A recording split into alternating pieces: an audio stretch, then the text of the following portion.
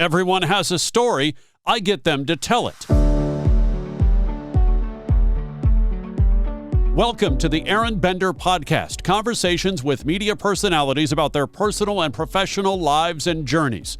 Thank you so much for finding the podcast, whether you're listening on your favorite platform like Apple Podcasts or Spotify, or you're watching on YouTube, or maybe streaming it at DB&A TV, dbndatelevision.tv, or the DB&A TV app on Amazon Fire, Roku, and Apple TV. You can watch nightly at 11 p.m. Pacific or 2 a.m. Eastern.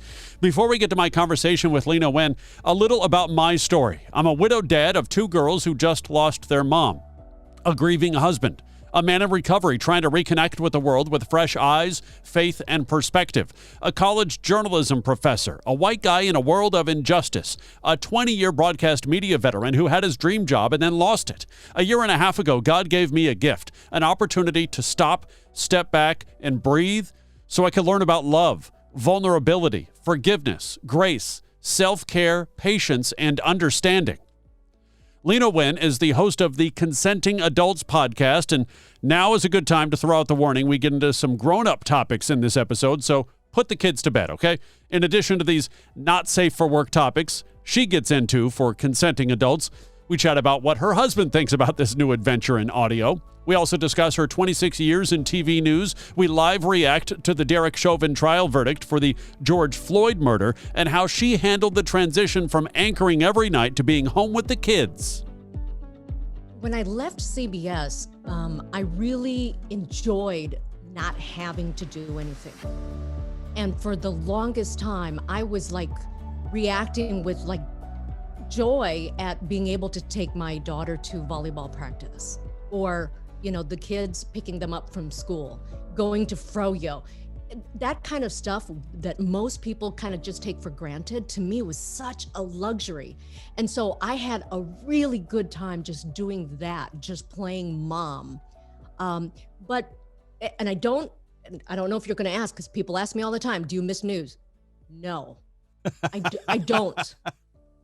I'm breathing, I'm relaxed, I'm not, you know what it's like to be in the news business, where you always have to be on. You're always alert, you're always aware. You don't want to be like stuck missing something, right? Yeah. And so for once, I'm not like that. So I don't miss that. What I did miss was just like an interaction with people, which is why then I started a podcast. So I love talking to people. And so now, and I don't know if it's just an evolution of, why I wanted to get into journalism while I was in it. And then now that I'm kind of out of it, but what I really wanted and what I really miss is just talking to people. So I'm still interviewing people. It's just not, knocking on some victim's mom's door.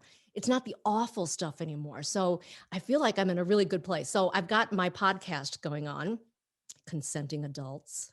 Mm-hmm. Something very different from what I was doing. Oh, yes, it totally is. I have seen some episode descriptions and I'm like, did she get hacked? Is this Right. Is this really what? Yeah. So I'm doing that. I'm also doing corporate broadcasts. And 2020 kind of really pushed that into my lap, where people couldn't host events that they were hosting anymore. And I was getting calls from these companies to virtually host events. And I'm like completely comfortable doing it to one camera, right? And feeling like I'm actually talking to people. So that pushed me in a direction that I wasn't really expecting. So that kind of fell in my lap. And I'm doing a lot of voiceover work, which I love. I've always said that like my dream job would be to do radio at home, like, where I don't have to change, I don't have to put my makeup on. Yes. And so I'm able to do that right now. So it's fun. You don't miss news. I get that. Mm-hmm. Is there an aspect other than the interaction with people of the news gathering, the storytelling? Is that what you miss most?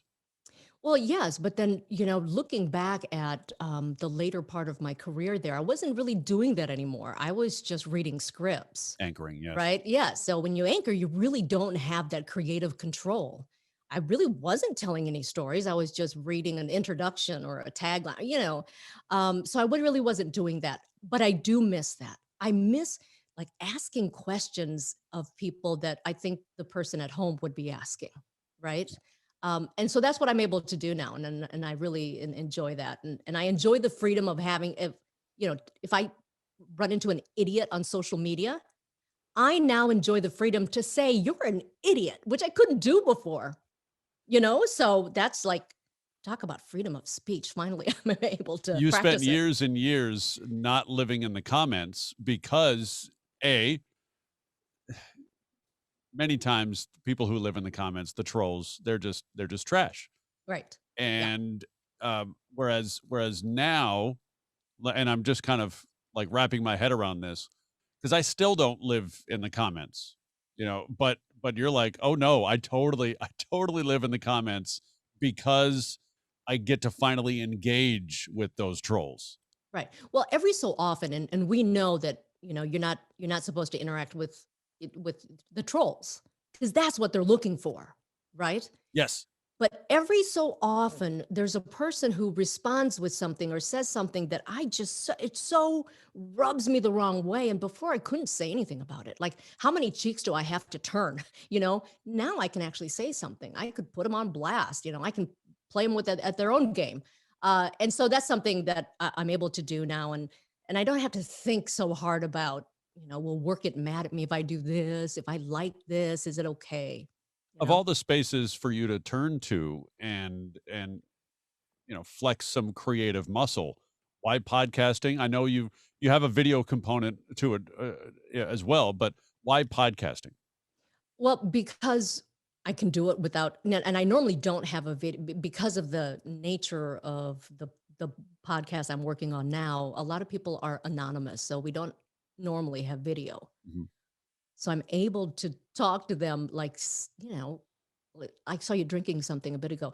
I'm able to sit back in my pajamas, in my sweatpants, and talk to someone, like have a conversation with them. I don't have to be on, which I really enjoy. And because of the subject matter, I enjoy like getting people to open up and like reveal these secrets that their own families don't know. And I like this platform. I mean, podcasting, as you know, and it's only growing, right? Yes. Now, like people are making money and there's advertising and all this stuff. So, and I enjoyed trying to figure it out, like using a mixer and what do I plug where and learning all that because you always have to be learning something. And it's been really fun. So tell me about consenting adults and why did you pick that particular topic for your podcast? I tell my students at Cal State Northridge, hey, if you want to get into podcasting, that's great. It needs to have a focus and you need to have consistency. Right. Well, consistency is the one thing that really can make or break you. So right after I quit CBS, I did another podcast, and I had a lot of fun. Right. I remember that. Yes. Okay, and it was like regular, normal, nothing taboo. Okay, we talked about midlife career changes and financial stuff. So normal stuff. And then I sold my house. So then I broke down the studio, and I stopped. Like, that's the worst thing you can do as a podcaster is to stop. Yes. Um, anyway, so to answer your question, how did it come up? Well, I turned 50.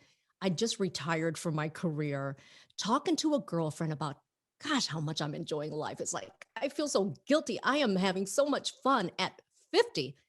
And so she confided in me that she and her husband were swingers. And I was like, what? And like it was someone I knew very well, but I didn't know that. And then I was talking to other friends and they're like, oh, yeah, we dabbled in that a bit. And oh, yeah, there's a sex club down the street. I'm like, so there's this whole lifestyle that people are living.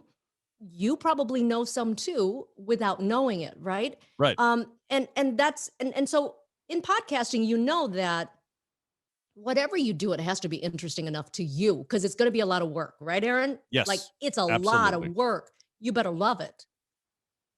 There's a ton of podcasts about politics. There's a ton of podcasts about everything. There's not a lot of podcasting on a mainstream level about non-monogamy, about swinging, polyamory, wife swapping, all this really taboo stuff. So at least I knew that it was something in there that was, like out of the ordinary. And I pitched it to somebody. So it wasn't just me with a microphone and a mixer and able to get it on. I actually pitched it to a radio guy. He loved it, to my surprise. And so now I'm working with Benstown and McVeigh Media on this. So it's like a real company giving me the platform to talk to people about this stuff. Um, as a married woman, then do you kind of look around and be like, all right, I'm talking about it. I'm getting all these questions about it. What do you say, hubby? Oh, my husband and I have this agreement. We don't talk about he doesn't want to hear it anymore. In the beginning, I made him listen. I was like, "Honey, you've got to listen to this." And he'd listen and he'd like so Denny is in healthcare and he's also a financial advisor. So he has like real jobs. And Real jobs. Yes, I know. right, Everybody in news is like, most people are with or married to people with real jobs. real jobs. And this is so crazy. And he doesn't want to hear it anymore. Like I've stopped being surprised and making him listen to stuff. He's like, "Yeah, honey, could you just?" I'm like, okay, fine. So he doesn't talk to me about his clients. I don't talk to him about my guests. But a lot of people assume I'm in the lifestyle, and I'm not. And I actually think that it's better. It's different from other lifestyle podcasts, is because I'm asking questions that I think most people who know nothing about it would ask. Yeah, that's a good point. That's a good point. The idea that if somebody knows you're in the lifestyle, then maybe they won't be as enthusiastic to talk to you about the lifestyle because you're in it. What do they Well, have to share with you that you don't already know? so, for instance, if you already know a lot about something, you may not ask the questions that the vanilla person at home is wondering in their head because you already know the answer. So, I am still enjoying it because I'm still my jaw still drops. They still say things that make me go, "Wait a second, what?" I'm not jaded yet, and I hope I never get to that point because I don't know what my husband's gonna think.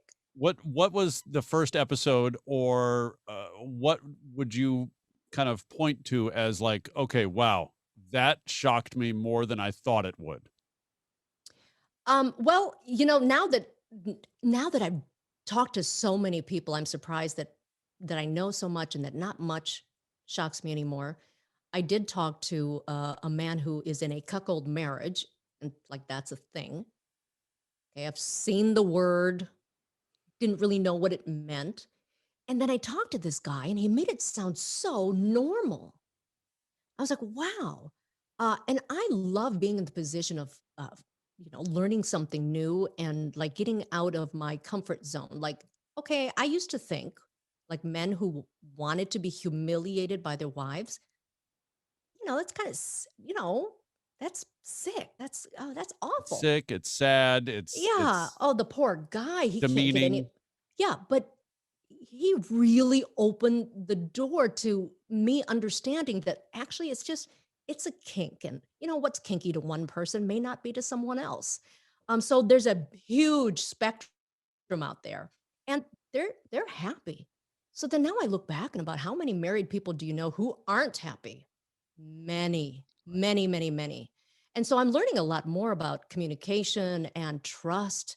And I think that a lot of people who don't know anything about the lifestyle are completely wrong in their perceptions of non-monogamy. What are some of the perceptions they're wrong about? Well, for instance, uh, I found out that some of the swingers, there are a lot of nurses, cops, and teachers in swinging, which to me was like, what? And the more people I talk to, there are a lot of them. There are a lot of elementary school teachers who are swingers. I know you don't want to think about that. Next time you go to your parent teacher conference, you do not want to think about that. But yeah, but they're happy. They're not cheating. So they're not divorced. And I'm finding that a lot of people in their 40s and 50s get to a point in their life where communication's open. They don't care anymore, right? It's like, I trust you so much. I'm going to tell you these fantasies that I have. and I'm going to trust that it's not going to turn you off or make you mad or whatever. And it opens a whole new door. So I'm finding that there's people in their 50s, 60s, even older, 80s, who are swinging and they're having the time of their life. And that to me is amazing, right? So it might not be for you. A lot of it is not for me, but I love the fact that they are so comfortable with themselves and open with each other that they're able to find something that they both enjoy. How do you find your guests, or have you gotten to the point where they are finding you? Yeah. In the beginning, I was like, how am I going to get people to talk to me? Right. So again, COVID did this thing because it used to be in-person interviews. So it would be a friend to tell a friend, oh, Lena's okay. She's cool. You can talk to her. She's not going to burn you. But then because of COVID, we had to do everything remotely. So now I'm like, oh, now I can interview people without ever having to see their face, know who they are. But I'm finding, but a lot of people still share their real names, their faces, and they're normal, regular people. They're just not open about it in their regular lives, right? And because of social media, I am getting messages from people all over the world who want to talk about their experience. So they're finding me now. I mean, that's a podcaster's dream, I would say. Just the Yeah, idea that you've tapped into a genre and a niche where, you get just organically shared, and people are wanting to be on your podcast rather than you having to just knock on those email doors. right. And you, as you know, that part of the podcasting, part of the work is finding guests, scheduling it, right? Doing the interview, editing. There's so much that goes into it. So when the guests find you, like before I even launched, you're gonna think this is crazy. I had 20 episodes in the can.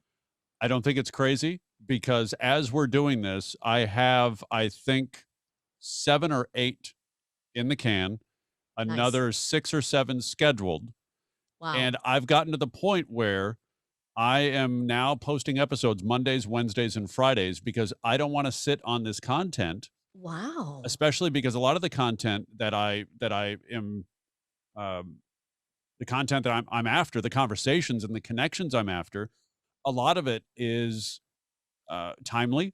Hmm. It's relevant, to either, the anti or the hate crimes targeting Asian Americans, the Dante Wright and now Adam Toledo, and the Chauvin trial, as we kind of keep an ear on that. So I totally am right there with you with the idea of, just having all this content and not quite knowing, not what to do with it, but like, okay, well, when do I release it? How did you come up with your posting schedule? God, we're talking, we're just nerding out here with I know we podcasting. are. I But hope it you know doesn't. what? I hope it doesn't bore people. Well, but so many people are getting into podcasting. Yes, yes, and this is part of the decision to get into podcasting. When do you post? How do you post? What's your host? Right. Do you do video? Like I'm starting to do YouTube videos and IG, not because I want to go into that space, but because every platform promotes every other platform. Right. I think some people make the mistake of, well, if I put it on YouTube, they're not going to listen and download my episode. But it doesn't work that way. It's all about marketing. It's all about pulling people in, right? Um, I'm lucky in that my subject matter is evergreen. So what we're seeing is that people who are new to my podcast like it. They'll go back. So episode number 1 is like crazy number of downloads.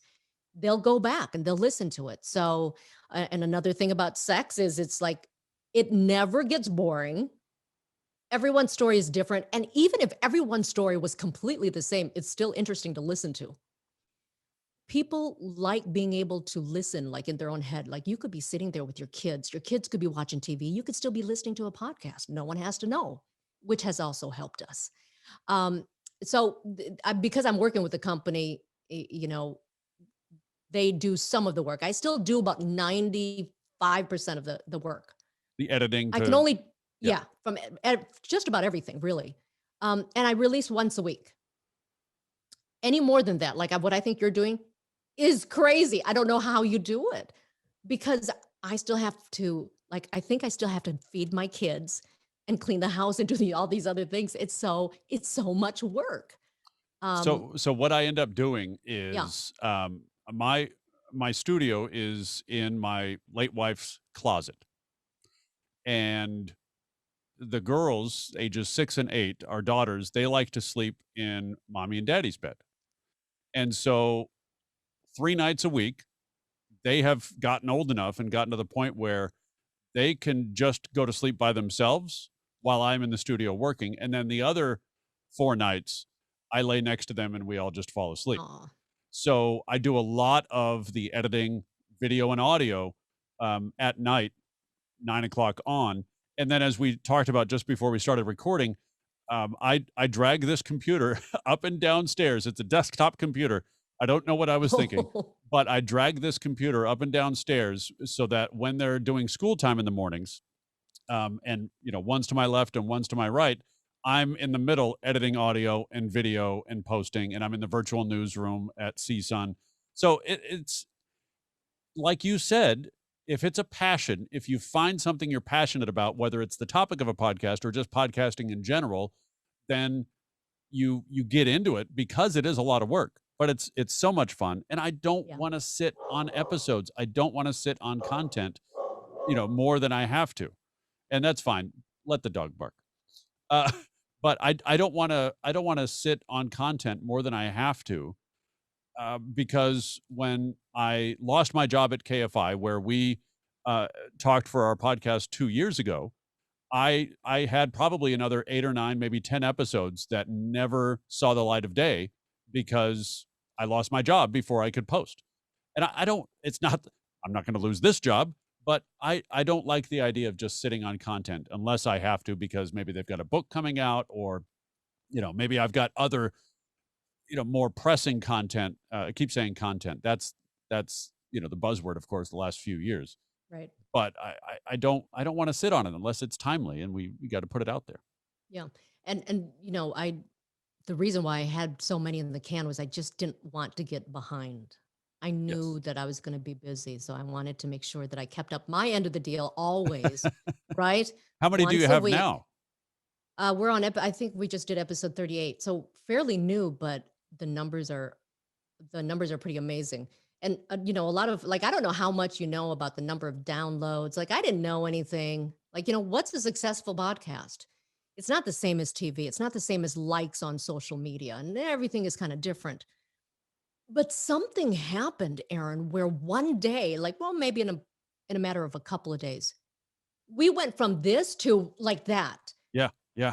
And I don't like, and did I do anything different? I'm trying to figure out what it was. But in the beginning, I was like, okay, let's try to get to 1,000 downloads in the first 3 weeks of posting it, right? Right. Now it's easily 1,000 downloads in the first 2 days, Oh, that's and beautiful. it just happened. That's great. So I don't know what it is, but it's so exciting to be able to, see the growth and be able to test out, if I do a video tease, what does that do to the numbers? And, Right. so yeah, it's And fun. and this is one of the first times in your career where, yes, you've signed on with a company to help, but it's all on you. Yeah. Mm-hmm. Yep. You don't And have a team around you, feeding you all this information, giving you right. scripts and everything like that. No, it's all on you. Yeah. And that's And empowering. and I like the fact that I'm pulling from my TV career because I'm doing things in my podcast. And when I told them, they're like, oh, that's interesting. We've never done that before. And it's working great. Like the teases that I do. Right. I now I do like a little scissor reel in front of the Yes. podcast so that all the good stuff first, right? And then, okay, now I'll listen to the rest of the episode. And then a little tease for the next episode, which people don't always do for their podcasts. Yeah. So, that's me bringing my TV, my teasing back I around like the too. idea of the sizzle reel. I'm trying to think if I have enough time or energy in my life to Right. put that together, but I might be able to incorporate that. Um, but by and large, I can't do that tease at the end of an episode because I don't always know who I'm What's going to next? post in the next 48 hours. Right. Yeah, Right. because like again with our conversation, if we all of a sudden start talking Chauvin out of Minnesota because that Right. trial has come down, they were supposed to read it a half hour ago. Right. If that comes down and we get to talk about it, then maybe I'll just post this tomorrow. That kind of thing, Mm-hmm. you know. But uh, and of course, you and I have such extensive news backgrounds that we can't help but talk about news. And there was and is an aspect of news in the last 12 to 15 months that directly and personally affects you. And we've brought it up already, the hate crimes targeting the Asian American community. Um, if you could just briefly, your thoughts on that, your thoughts on the news coverage of that. I was surprised at some of the comments I saw on social media of people saying, "What? Like, there's no such thing as Asian hate." And these people were serious, and they were saying stuff like, "I've never heard of that before." Well, of course, you've never heard of that before, and that's why coverage is so important. Because if people don't experience it themselves, if they don't hear about it, if they don't see it, they don't think it exists, which is a little ridiculous, but people, right? Um, I was really, stereotypes exist for a reason. All of them do. They came from something. Asians in general keep quiet about that stuff. Like, we don't make a fuss over things. I used to joke that, when Asians lose their jobs, they don't play the race card, they just go out and get another one. That we don't make a big deal out of things. But it's gotten so bad. I like seeing the younger generation, and I think it's because of the younger generation, the people who are, okay with speaking up. Because I think that even the people who are being targeted now, like the older people, they probably would not talk about it. They probably would just stand back, try to get past it, not expose themselves more. They're always afraid of retaliation. So if it wasn't for the younger Asian American population who are out there pushing it, drawing attention to it, this problem may not come to light for, who knows how many more years. I don't know how many more people have to get hurt before the topic gets brought up. So yes, it's been very sad to see some of the stuff that's happening. But again, if it didn't happen, we wouldn't be talking about it. Right. So there's really, it's just time. And I'm very careful not to, I don't believe in like, I don't like the cancel culture stuff. That bothers me. Um, and I'm very careful not to, like, not everything is a hate crime. I know that. Just because the victim is Asian doesn't mean that was an anti Asian hate crime, but it is happening. And I think it's the media's responsibility to put it out there, but do it in a way where I guess I don't know if I'm just cynical now that I'm out of the business. Sometimes I see some coverage and I'm like, oh gosh, the way they cover it is just and I think it diminishes the issue. But I'm just really proud to see that Asians are speaking up, right? And I'm even prouder to see like some of my Black friends and my Hispanic friends, like standing up with us and beside us and helping us, get it out there because we can't do anything alone. How have you talked with your kids about it? Uh, my kids, they're very mature for their age. And I'm very careful to explain to them that one, you don't want to be the victim. So you have to be strong. You have to stand up for other people and you have to stand up for yourself, but don't come from a place of, well, I'm the victim, right? That you want to help move things forward. I try not to give them too much, being in I'll tell you, when I was working in news, my son at the age of, I mean, very young, was having these night terrors, and he would wake up, and you know what he would talk to? He would talk about Kim Jong Il at that time, wanting to blow the world up, and I never told him this, so it was him listening to the news in the background, and Mm. I hated it. And so I tried to not let them listen too much to the news. How But you know, difficult was that considering it's like, well, I want them to be proud of what mommy does, right, but I also don't want them to consume too much of it because, 95% of it is bad. right. It's all bad news. So I just, like my TV at home can't be on the news. They didn't really watch me a lot because I worked prime time, and they were young. Um, it's interesting. People think that if you're on TV, your family must watch you all the time or whatever. Like my parents don't want to watch me. You know, we just it's a career and it's a job, but we try to still separate that and live somewhat of a normal life. Otherwise, I would be the parent who's like worried about everything, right? Because you see so much bad stuff. Like you want to protect your kids from everything. And I've had to really kind of stand back and say, okay, not everyone's a child molester. Not everyone's a murderer out there. You really have to separate yourself from all the crap that you deal with at work. And what about conversations with your parents? Oh, my mom would be so. The good thing is they never lived in the town that I worked in. But when they visit, they're so concerned. Like, why are you talking about him that way? What if he comes after you? When I covered crime, which in LA, that's about all that I covered, crime and celebrities. And I just tell them it's like being a cop. Like you don't sign up to be a cop to sit behind a desk. This is fun for me. I like going out there. I like going to these neighborhoods. I like talking to people.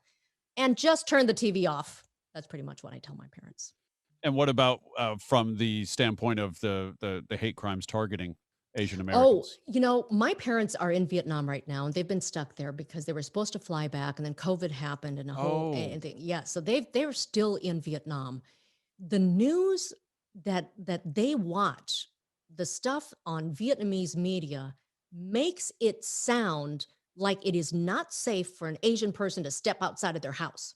that's So that's she'll, interesting. I'm glad you brought that up because I've not been able to really talk with anybody who, yeah, is watching news overseas, coverage of what's happening in the US. right. And so she will send me a link to a news video thing, and I just tell her, I said, it's not that bad because the coverage is, Asians aren't safe in America. And I have to really tell my mom, you know, yes, there are more incidents, but these are isolated incidents in some areas. It's not that bad. But we know in the news business, it's like, you know, that stuff sells. People, as much as they complain, like listening to bad stuff. So they're very worried, and I'm just trying to tell them that news coverage isn't always, you know, the way things are. Speaking of news coverage, we do have a verdict Oh, in do we? the Derek Chauvin trial, guilty of second-degree Uh, unintentional murder, which I think was the, oh, wow, actually, on guilty all counts. guilty on all counts, second-degree manslaughter, third-degree murder, second-degree unintentional murder.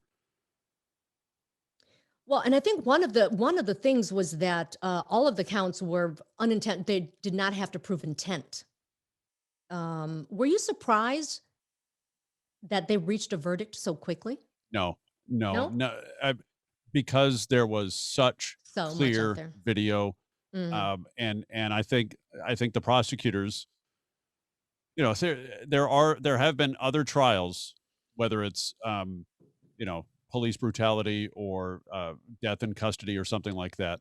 There have been other trials where I feel like prosecutors have completely botched it, or the defense has done such a great job, if you could call it that, of planting reasonable doubt, creating Hmm. reasonable doubt. Hmm. And in this particular case, the prosecutors probably could have just shown that video and then rested their case Mm. because it was just so damning and so telling, and just with his actions, Chauvin's actions, so nonchalant with the hand in the pocket, and it just I really feel like, because I was talking with somebody just before we came on, and they're like, what's your prediction?" And I said, I really think it's going to be guilty on at Guilty. least the most serious charge, if not everything. Yeah, no, I agree. What's happening in Minnesota though? I've seen so much going on there. It'll be interesting to see what happens now. I think some people are saying there are going to be riots no matter what the verdicts are, and I hope that isn't the case. But I mean, when was the last time uh, you were waiting on a verdict like this? I've heard Right? it on Twitter compared to the OJ verdict. Really? Right. Exactly. Absolutely. Sorry. No, it's okay. Do you need to go or No. take that? No. No. Nope. No? Nope. Okay. Um, wow. Yeah. So I'm scrolling through Twitter a little bit just to make sure that we're not missing anything. But yeah, it's guilty on all three counts. I Um, wonder, do you think that because of social media and because everyone is a journalist these days, if you got a phone, if that changes the lawyer's job on how they present their case, how they have to approach it, because everything is so out there, everything is so transparent. We've seen everything. I, Um, I really do. Yeah. And I think in some cases it makes it harder because like in this particular case, if you're Chauvin's defense attorney, how do you explain that? right. How do you? And if you're a prosecutor, do you just rely on the video like I was suggesting a couple of minutes ago because I went to law school and passed the bar? But do you just rely on that, or do you go about this case as if there was no video and try to present the strongest case possible? And oh, by the way, all of what I've been talking about and convinced you of happens to be on video. Here it is. Hmm.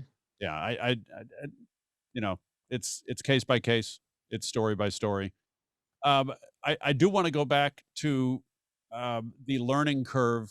I mean, we you talked about kind of the learning curve from the content of your podcast.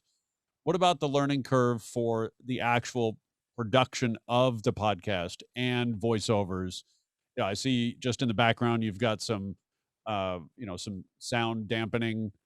Uh, you know, I actually had a voice booth and I finally removed it because we're moving stuff around. yeah, Um, I loved because I didn't realize I was such a nerd this way. I loved figuring out what really works and what doesn't. Like those egg carton, like actual egg cart, those really don't work. I loved researching how to, there's no such thing as soundproofing either, right? right. You can treat a room. Um, and you're talking, I was asking you what kind of equipment do you have, Aaron? Right, right. Oh my. I Oh my.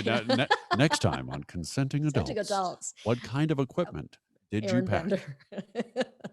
I just got the Rodecaster Pro too, and of course, I'm loving it. Yes. But in the beginning, when I first started, I didn't want to spend a lot of money, right? Yeah. I was piecemealing stuff by just buying stuff that I found great deals on it. And I made it work. I was working with an analog mixer up Yep. until just a couple of weeks ago. And I love it. And but I love editing. I love, maybe because I felt like I was kind of losing control of the creative process in my job. I found that just to be the most, like, I'm hungry again. I love editing. I love listening for, like, I will edit out every little click, every little sound, and I'm having so much fun doing it.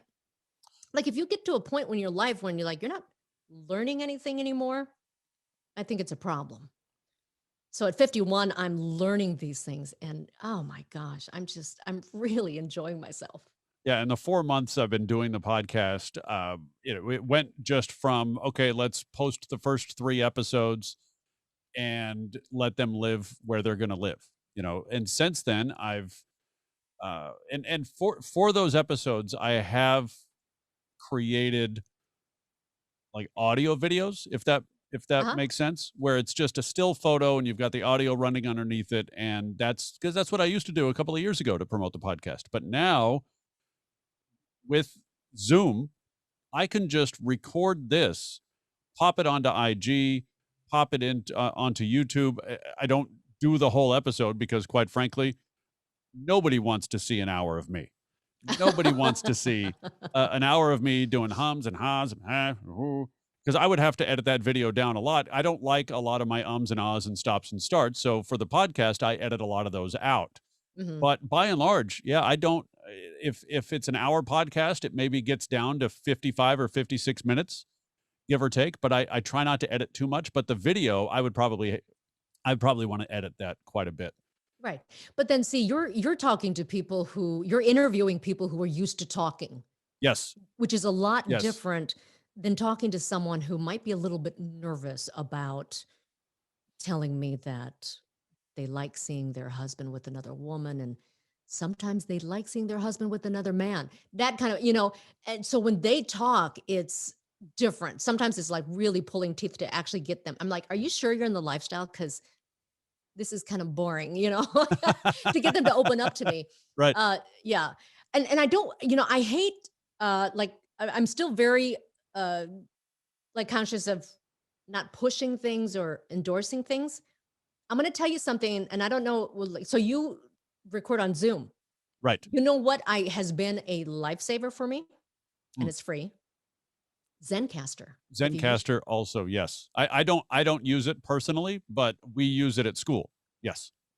So it records separate tracks, which is Yes. great. Some people speak louder. Some people, make lots of mouth noises or whatever. And so that's been great. But those audiograms, do you use Headliner? I use So that, Headliner. yeah. I use Canva also. Oh. And Canva is actually something that I learned through school. I was assigned a class to teach that included teaching graphic design, and Canva is super easy to use. Huh. I actually like using it more than Headliner, Oh, I but gotta look Headliner into gives it. me a little bit more flexibility with titles and animated graphics and things like that. But Canva is actually my go-to right now. Oh, I I've got to use check that that more than out. anything else. Just Canva it's like Canvas without the S, Okay. canva.com. I use that. I like that. And just again, because we're nerding out and you'll appreciate this, uh, we've both, gosh, it's probably between the two of us, we've probably gotten maybe 40 to 50 years of news experience between us. How old are you? I'm 44. Well, you're Yeah. young. So I've got about 22 years of experience Okay, so I have in 26. news. Okay, yeah. So wow, 48 years. I'm gonna edit that out. But um, for the first time in a long time, I actually forgot to hit record on the Roadcaster. So Zoom is recording. I'll grab that. That's no problem. It's a little bit less. The fidelity is a little bit less, but so be it. Right. But for the first time in a long time, I actually stopped up until 13 minutes ago. I was not recording on the Mm. Roadcaster. I looked over, it wasn't moving. It's like, all right, well, boop, hit record. Yeah. So I still got stickers. I'm kind of like did your parents ever, when you grew up, like had plastic stuff that then they're not going to tear it off until it like disintegrates? I bought a car in '07. I we So the stickers on the inside? we gave it to my brother-in-law in maybe 2015, I think. And the plastic was still on the gear shift. Yes. It was still on the gear shift 8 years Okay. later. So I'm one of those people too. Yep. My Roadcaster still has a little thingy on there and then sometimes, I don't know if have you like been reselling your stuff at all? And any stuff, Not whether it's just anything. not yet. And I'm glad I didn't, because I needed a tripod in the last Mm. 24 hours, and I had an extra one from this light and green screen kit I had. And so no, I don't know that I'll be selling anything anytime soon. Okay, but like furniture, anything in the house, Oh that yes. kind of I stuff. thought you meant like Okay, studio equipment. Yes. Yes. both. So I'm the person where I keep boxes of everything too. So like if I needed to sell my mixer, Yes. it still looks brand new, and I got the box, and I got the manuals. I'm just one of those people. I almost bought this. So I used the SM7B from Shure as my microphone. I almost bought a used one off of OfferUp. I think they were selling two. Um, and I just, it was like $60 less for those two than the one new down the street here in Santa Clarita. at Impulse Music, and I said they're not a sponsor yet, Impulse, if you're listening. But I said, you know what? I'm just going to invest. I don't want to drop $300 on two used microphones. They might work for the next 20 minutes, and then I get home, Right. you know. And Right. but it's an investment. Hmm. These things around you are an investment. I have to keep reminding myself I'm not going on a spending spree. I am investing. Yep. At least Nope. that's what I tell Absolutely. myself, right? At Yep. least No, that's it's what I tell good. myself. Hmm. The I was gonna bring up one thing. Oh, so getting back to the newsroom, not working in the newsroom, but hearing from people you used to work with who've heard your new podcast, who've actually joined you on the podcast. I think Elsa Ramon Yes. among them. Talk about the types of comments you've gotten or reaction or conversations you've had with people you used to work with. I think they're jealous. I think they're jealous because, and you'll know this, and certainly anyone who's gotten out of TV news, being able to ask whatever you want to ask, talking in your own words, there's just this freedom. There's just this. I don't know what it is. It's just I feel like I'm finally me. Not that I wasn't when I was a news anchor. That was me too. But the freedom of being able to talk about things that you want to talk about, asking questions you want to ask, right? And reacting the way you would normally react.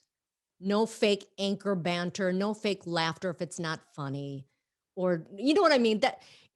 I think they're jealous. They're like, "Oh my God, you seem to be like having so much fun." And I am.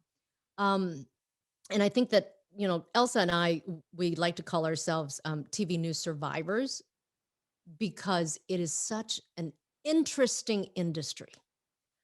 And being on the other side of it now and being able to enjoy life and not miss it. Now, there are people who that is them, that's their identity, right? So, like, they were once the main anchor, and after 20 years, they can't leave it. So they'll be the freelance weekend person or whatever it is. Like, I don't see myself there. Like, I'm okay getting out, you know. I don't need that. And I'm having fun finding other things. So a lot of them are jealous that I'm able to do the things that I want to do. How did you not let that become your identity? TV news anchor and reporter. How did you let that not become your identity? Or if you did, how did you break that? Well, I mean, there's a part of me that's always that. Like, Aaron, I was a paranoid person from the time I was young. I knew I wanted to get in this business. So I did things like there's no ex-boyfriend who has a handwritten card from me. There are no pictures. You're not ever going to find a sex tape or anything like that because I was that careful about protecting my reputation. And this was long before the days of social media. So I was always that kind of person. I still don't express my political views. I spent so long not, and I enjoy that, and I still don't, even though I'm not in TV news anymore, but I prefer not to, and that's the way I am. But I think that there are just it's just something that's within your personality. I always thought my guy friends would be like, "Hey, can you introduce me to some of your girlfriends at work?" I'm like, "Why would I do that to you?" It's like I often thought maybe I don't belong here. I'm like one of the more normal thinking people. I don't, like that would my life wasn't being the girl on TV. It was a job and a career, but I never did that. You don't know who I am. I'm not that person, and I don't ever want to be that person. And unfortunately, there's so many people like that in our business that, they walk around with, and it is a badge. I was proud of my career. We are so lucky to have done what we did, right? Yes. I wouldn't have chosen anything else, but I am perfectly happy not in it anymore. Uh, and so it's an evolution that I think that most people go through, and I'm just, I'm happy. How were things at home, because now all of a sudden you're home all the time. You're home for bedtime. You're home for dinner. How was that adjustment with your marriage and kids? My kids, they loved it. Like I always like, get emotional because they're like, "Oh, mom, it's really nice to have you home." And that's just, people don't understand. I worked nights for my entire career. So from 2:30 to 10:30, I was gone. I didn't put them down to sleep, I like on weekends I loved cooking dinner because I wanted to do that for my family and I wasn't there. I missed out on a lot. So like the first few weeks I was home, to hear my tween kids say, "Ah, it's really nice to have you home." I just felt like, oh, this is, didn't I do this sooner?